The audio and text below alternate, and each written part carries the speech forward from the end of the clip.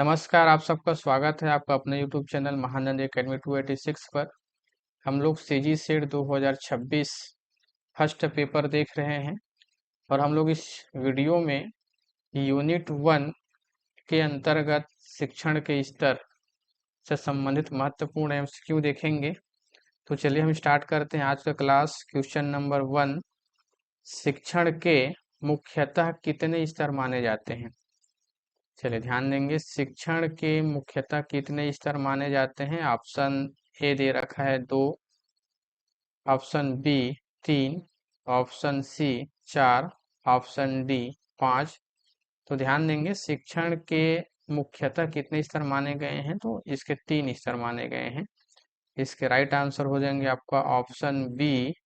ध्यान देंगे, जैसे जैसे बच्चा जो है बड़ा होता जाता है, उसके जो स्मृति के जो स्तर है, सोचने समझने के स्तर है, वो परिवर्तन होता रहता है और उसी बेस पर शिक्षण के स्तर को विद्वानों ने 3 स्तर पर बांटा है ना। चलिए, कौन कौन से 3 स्तर है? सबसे पहला स्तर है आपका स्मृति स्तर। स्मृति स्तर। दूसरा है आपका बोध स्तर। बोध, इसको समझ भी कहते हैं, समझ स्तर। और थर्ड है आपका चिंतन स्तर। चिंतन स्तर। ठीक है, तो इसको 3 स्तर पर बांटा गया है। स्मृति स्तर, इसको मेमोरी लेवल कहते हैं। सेकंड है आपका बोध समझ स्तर, इसको अंडरस्टैंडिंग लेवल कहते हैं। थर्ड है आपका चिंतन स्तर, इसको विमर्शी स्तर भी कहते हैं, रिफ्लेक्टिव लेवल कहते हैं। चलिए, तो आगे बढ़ते हैं हम लोग नेक्स्ट प्रश्न की ओर।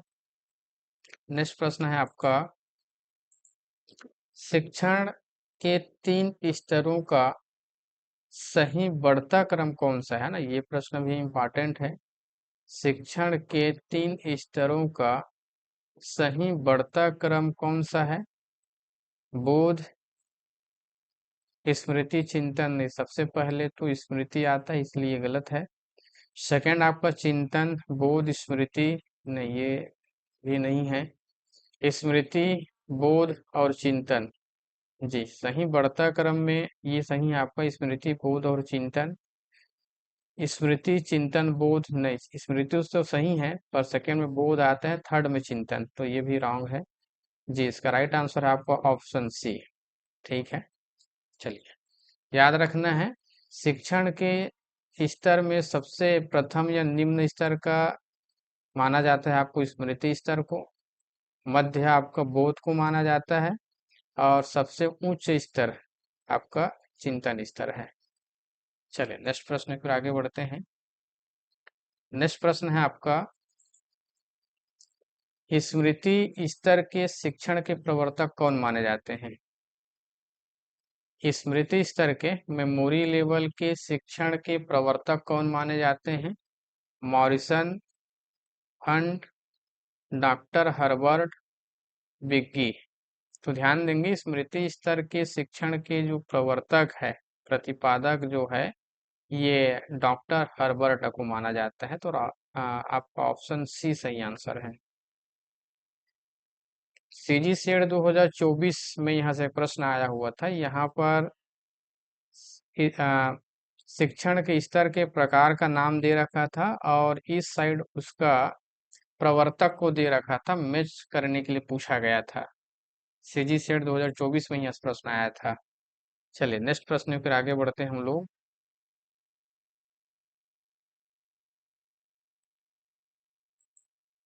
स्मृति स्तर का शिक्षण मुख्यतः किस पर बल देता है? चलिए ध्यान देंगे, रचनात्मकता पर, ऑप्शन बी तथ्यों को याद करने पर, आलोचनात्मक चिंतन पर और समस्या समाधान पर। तो ध्यान देंगे, स्मृति स्तर का जो शिक्षण होता है वह बल देता है तथ्यों को याद करने पर। ऑप्शन बी इसके सही आंसर है। ध्यान देंगे, स्मृति स्तर पर होता है क्या, स्मृति स्तर जो है ना, ये निम्न स्तर के बच्चों के लिए उपयोगी होता है।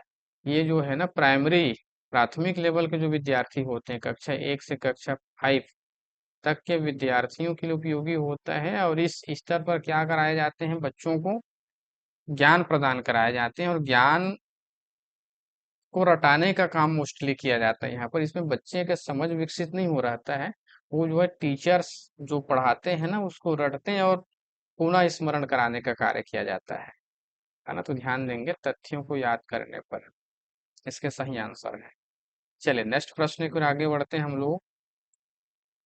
स्मृति स्तर पर विद्यार्थी मुख्यतः क्या करते हैं?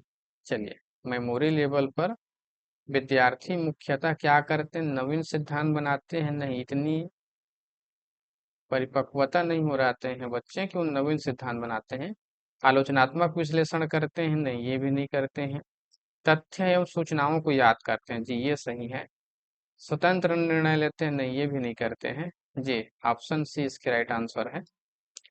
चलिए नेक्स्ट क्वेश्चन की ओर आगे बढ़ते हैं हम लोग। क्वेश्चन नंबर 6, स्मृति स्तर का शिक्षण मुख्यतः किस प्रकार की प्रक्रिया पर आधारित माना जाता है? ऑप्शन ए समस्या समाधान, ऑप्शन बी, ऑप्शन ए दे रखा है समस्या समाधान, ऑप्शन बी दे रखा है उद्दीपन प्रतिक्रिया, ऑप्शन सी खोज अन्वेषण, ऑप्शन डी अंतर्दृष्टि। तो ध्यान देंगे स्मृति स्तर का शिक्षण जो है ना उद्दीपन प्रतिक्रिया पर आधारित रहता है। उद्दीपन प्रतिक्रिया का आशय क्या होता है? आपने देखा होगा कि प्राथमिक स्तर पर टीचर जो है ना बच्चों को क्या करता है, कोई होमवर्क दिया रहता है या क्लास वर्क दिया रहता है, जब बच्चे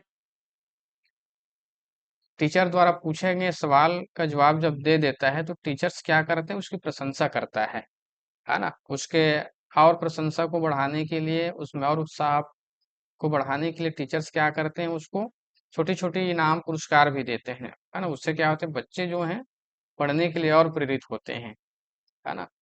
तो ये है उद्दीपन प्रतिक्रिया। चलिए नेक्स्ट प्रश्न पर आगे बढ़ते हैं। नेक्स्ट प्रश्न है आपका क्वेश्चन नंबर 7, स्मृति स्तर का शिक्षण मुख्यतः किस प्रकार का होता है? तो ध्यान देंगे विद्यार्थी केंद्रित, विषय केंद्रित, समस्या केंद्रित, समाज केंद्रित। तो ध्यान देंगे मेमोरी लेवल का शिक्षण जो है ना विषय केंद्रित होता है। ध्यान देंगे विद्यार्थी केंद्रित भी नहीं होता है, ये विषय केंद्रित होता है। अब विषय केंद्रित क्या होते हैं, क्योंकि इसमें जो होते हैं ना टीचर का जो रोल होता है वो मुख्यतः होता है। टीचर क्या करता है, कोई विषय वस्तु जो है वो बच्चों के सामने रख देता है और फिर उसको बच्चों को रटाने या दोहराने के लिए कहता है ना। तो ध्यान देंगे इसका राइट आंसर हो जाएंगे आपका विषय केंद्रित। चलिए नेक्स्ट प्रश्न की ओर आगे बढ़ते हैं हम लोग। स्मृति स्तर में विद्यार्थी की भूमिका कैसी होती है? स्मृति स्तर में विद्यार्थी की भूमिका कैसी होती है? सक्रिय, स्वतंत्र, निष्क्रिय, नेतृत्वकारी। तो ध्यान देंगे स्मृति स्तर में विद्यार्थी की जो भूमिका होती है ना वो निष्क्रिय होती है। अब निष्क्रिय क्यों होती है? क्योंकि जैसे इसे पहले भी हमने डिस्कस किया है कि स्मृति स्तर में जो टीचर का रोल होता है ना वो मुख्य होता है। टीचर क्या करते हैं, छात्रों के बीच, बच्चों के बीच कोई विषय वस्तु को रख देते हैं और फिर उनको बच्चे पढ़ते हैं। तो इसमें विषय का चयन करने का जो अधिकार होता है या विषय चयन करने का जो कार्य करता है वो टीचर करता है ना। तो इसमें टीचर की रोल जो है सक्रिय होता है, मुख्य होता है, और बच्चे की जो रोल होता है ना वह निष्क्रिय होता है। चलिए नेक्स्ट क्वेश्चन की ओर आगे बढ़ते हैं। अगला प्रश्न है आपका स्मृति स्तर के शिक्षण में निम्न में से किसका प्रयोग अधिक होता है?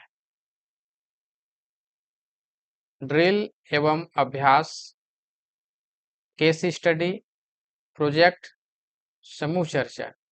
तो ध्यान देंगे स्मृति स्तर के शिक्षण में ना ड्रिल एवं अभ्यास, ड्रिल इन द सेंस रटन, है ना।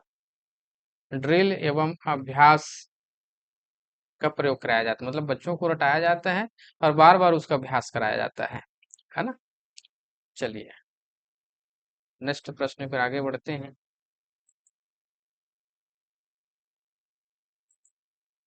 स्मृति स्तर का शिक्षण किस स्तर के विद्यार्थियों के लिए अधिक उपयुक्त माना जाता है? चलिए, इसका डिस्कशन हमने पहले भी कर रखा है।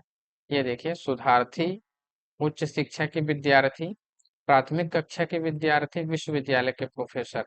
तो इसका राइट आंसर क्या हो जाएंगे आपका? प्राथमिक कक्षा के विद्यार्थी। ऑप्शन सी इसके राइट आंसर है। चलिए नेक्स्ट प्रश्न फिर आगे बढ़ते हैं।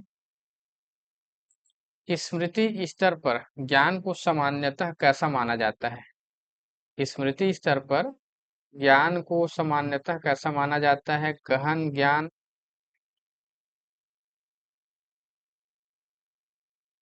सतही ज्ञान, सृजनात्मक ज्ञान और आलोचनात्मक ज्ञान।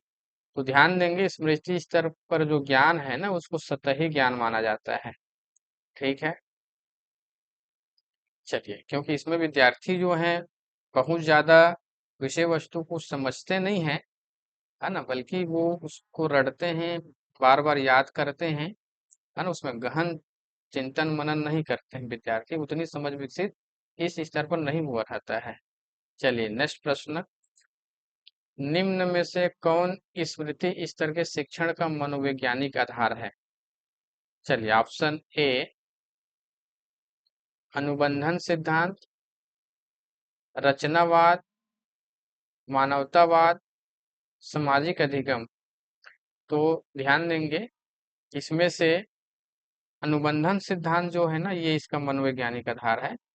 तो इसका राइट आंसर हो जाएंगे आपका ऑप्शन ए अनुबंधन सिद्धांत। चलिए नेक्स्ट प्रश्न पर आगे बढ़ते हैं हम लोग। ये देखिए, पावलोव और स्किनर, है ना, इन्होंने ही कंडीशनिंग अनुबंधन सिद्धांत दे रखा है।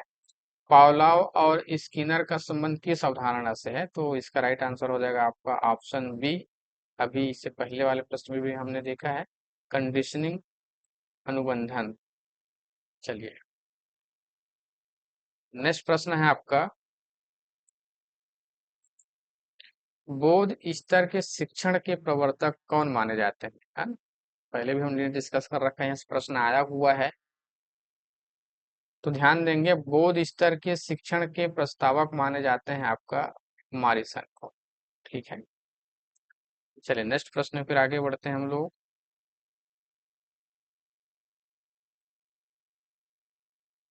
बौद्ध स्तर में विद्यार्थी मुख्यतः क्या करता है ना? केवल याद करता है, विषय का अर्थ समझता है, केवल लिखता है, केवल अनुकरण करता है। तो याद रखने, बौद्ध स्तर, है ना, ये सेकेंड स्तर है शिक्षण के। इसमें क्या होता है, विद्यार्थी की समझ इतनी हो चुकी होती है कि वह विषय का अर्थ समझने का कार्य करता है, तो विषय का अर्थ समझता है। चलिए नेक्स्ट प्रश्न फिर आगे बढ़ते हैं हम लोग। बौद्ध स्तर की प्रमुख विशेषता कौन सी है? रटंत अधिगम, कारण प्रभाव संबंध को समझना, निष्क्रियता, कठोर अनुशासन। तो इसका राइट आंसर हो जाएंगे, ध्यान देंगे, ऑप्शन बी इसका राइट आंसर है, कारण प्रभाव संबंध को समझना, है ना। इसमें क्या होता है, बच्चे की समझ इतनी विकसित हो जा रहा है कि वो कारण प्रभाव संबंध को समझने का कार्य करता है ना। जैसा बारिश हुई तो बारिश क्यों हुई, ऐसा कारण प्रभाव को समझने का कार्य करता है इस स्तर पर। चलिए नेक्स्ट प्रश्न पर आगे बढ़ते हैं हम लोग।